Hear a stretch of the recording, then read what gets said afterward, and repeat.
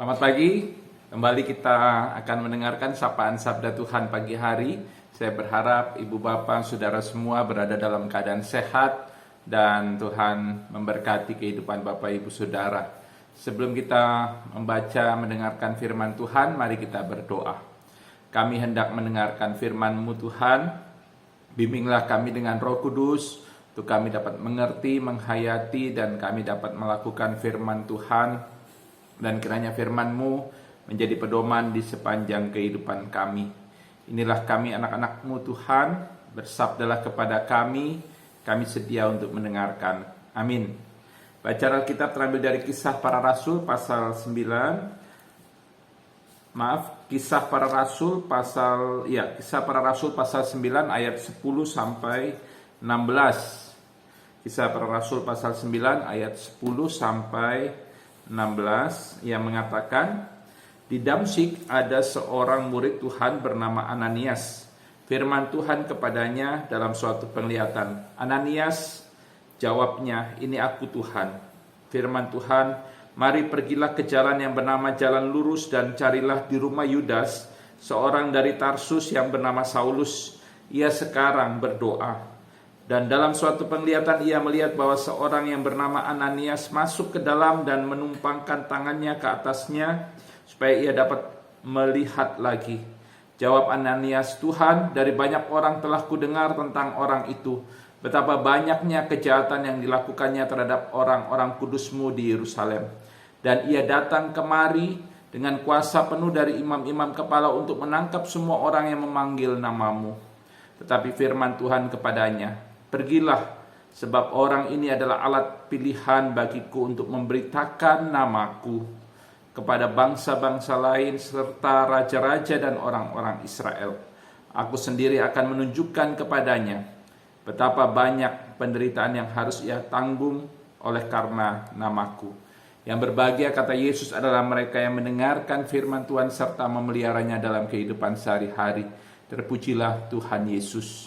Ibu, bapak, dan saudara-saudara yang dikasihi Tuhan, sangat menarik bahwa seorang yang membenci kehidupan orang-orang yang beriman kepada Tuhan Yesus, kemudian dipanggil, diutus oleh Tuhan, menjadi alat Tuhan untuk memberitakan Injil, memberikan kesaksian tentang Tuhan Yesus.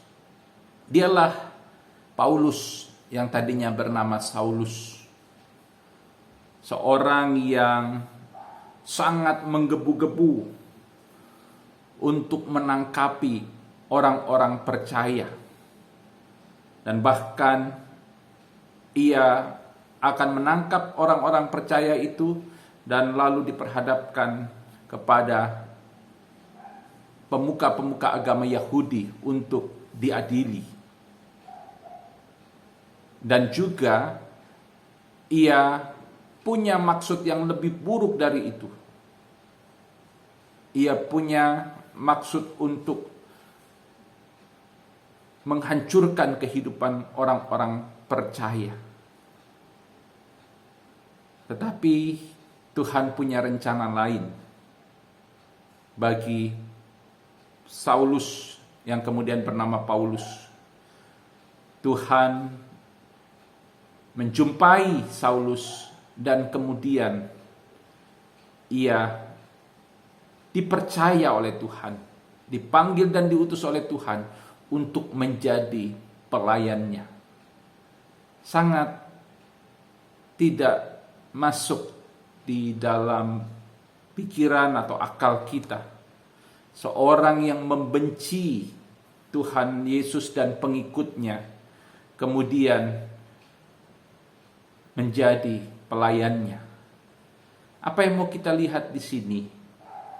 Kita lihat di sini bahwa Tuhan Yesus bisa memakai siapa saja untuk menjadi pelayannya, untuk menjadi alat Tuhan memberitakan Injilnya, menyaksikan kuasanya. Tuhan Yesus tidak hanya memakai para murid-muridnya, Tetapi Tuhan Yesus juga memakai orang-orang, bisa saja memakai orang-orang yang membenci Tuhan Yesus dan para pengikutnya untuk menjadi pelayannya. Di sini kita melihat bahwa Allah berdaulat memilih siapapun untuk menjadi pelayannya. Ia bukan hanya memilih pelayannya dari antara orang-orang yang benar, orang-orang yang mungkin tidak berdosa, tapi dia juga memakai orang-orang berdosa untuk menjadi pelayannya. Tentu saja orang-orang berdosa itu mereka harus bertobat dan diperbarui oleh Roh Kudus. Ibu bapak dan saudara-saudara yang dikasihi Tuhan, kita juga mau dipakai oleh Tuhan untuk menjadi alatnya, memberitakan Injil, menyaksikan kuasanya. Mungkin kita merasa bahwa kita tidak layak. Kadang kita sering berpikir bahwa saya tidak layak untuk melayani Tuhan. Tidak ada seorang pun yang layak untuk melayani Tuhan. Ketika Tuhan berkenan memanggil dan mengutus kita, maka Dia akan melayakkan kita. Dan tentu saja untuk dipakai menjadi alatnya harus ada perubahan dalam hidup kita. Perubahan cara berpikir, perubahan dalam akal budi, dan juga tindakan, sikap, perilaku, dan tutur kata. Dan yang bisa merubah diri kita adalah kuat kuasa Roh Kudus. Mari kita siap untuk menjadi pelayannya. Menjadi pelayan Tuhan bisa jadi kita melayani di gerejanya.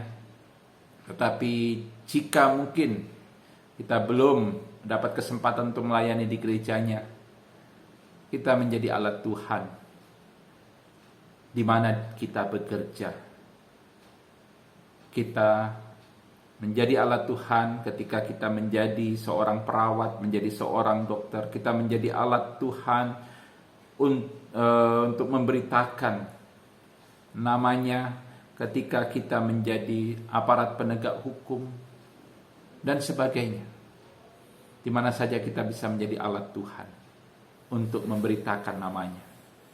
Yang penting mari kita siapkan diri kita. Tuhan mau memanggil, mengutus kita juga untuk menyaksikan kuasanya, memberitakan namanya.